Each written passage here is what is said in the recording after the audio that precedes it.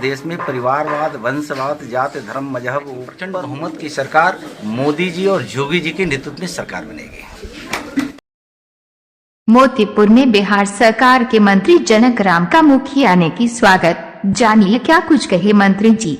मोतीपुर प्रखंड के महमदपुर बलमी पंचायत के जगदीशपुर कुशाही गांव स्थित स्थानीय मुखिया श्रीकांत कुशवाहा के घर पर रविवार के दिन बिहार सरकार के खान एवं भूतत्व विभाग के मंत्री जनक राम पहुंचे। इस दौरान स्थानीय मुखिया श्रीकांत कुशवाहा के साथ दर्जनों ग्रामीणों ने फूल मालाओं से मंत्री जी का स्वागत किए।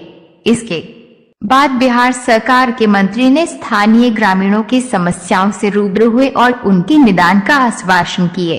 मौके पर महमदपुर बलमी पंचायत के मुखिया श्रीकांत कुशवाहा, जिला अध्यक्ष रंजन कुमार, मंडल अध्यक्ष यशवंत यादव, श्याम कुशवाहा, हरनाही मुखिया प्रतिनिधि कनिष्क कुमार, रविवार कुशवाहा, अभिषेक कुशवाहा सहित अन्य लोग मौजूद थे। जन वितरण विक्रेता के पास सरकार ने पॉस मशीन दे दिया है।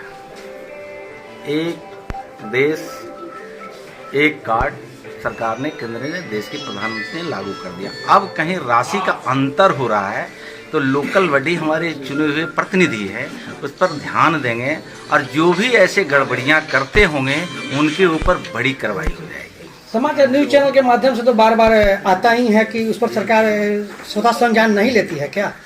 मुझे लगता है कि लोकतंत्र का चौथे स्तंभ आपको माना गया है, प्रिंट मीडिया, इलेक्ट्रॉनिक मीडिया। हम तो आपको धन्यवाद देना चाहते हैं कि सोए हुए समाज को जगाने का मुख्य भूमिका आप लोग निभाते हैं। जो समाज के अंदर में जो गड़बड़ियाँ होती है, कुरीतियाँ होती है, प्रखंड स्तर पे हो, पंचायत स्तर पे हो, ग्रामीण स्तर पे, उस चीज़ को आप लोगों ने उजागर करते हैं। उजागर करना ये अच्छी बात है।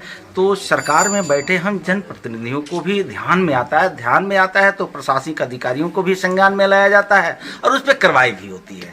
ये सरकार कभी भी गलत होने नहीं देना चाहेगी और सरकार का लक्ष्य होता है कि बिहार का 13 करोड़ जनता को सब कुछ समान रूप से उपलब्ध कराना एक कटिबद्धता है और उसमें कहीं किसी प्रकार की गड़बड़ियाँ आती है आप लोगों के माध्यम से या समाज के माध्यम से तो तुरंत उस पर कार्रवाई भी होती है।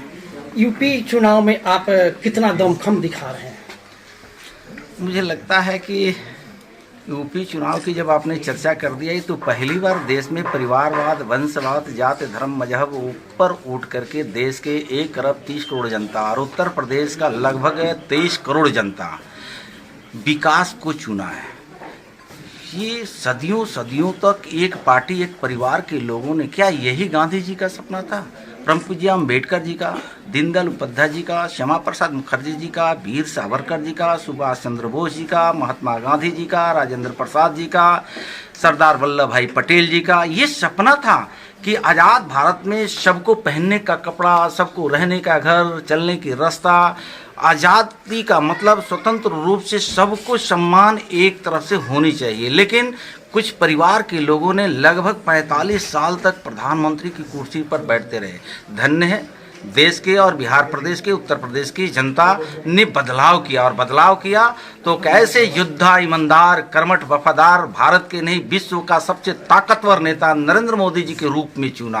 और जब वो आए तो उनका अपना बाल बच्चा नहीं है, उनका अपना घर परिवार नहीं है, राष्ट्र से, देश से प्रेम करते हैं और इस देश में 1 अरब 30 करोड़ को अपना परिवार समझते हैं।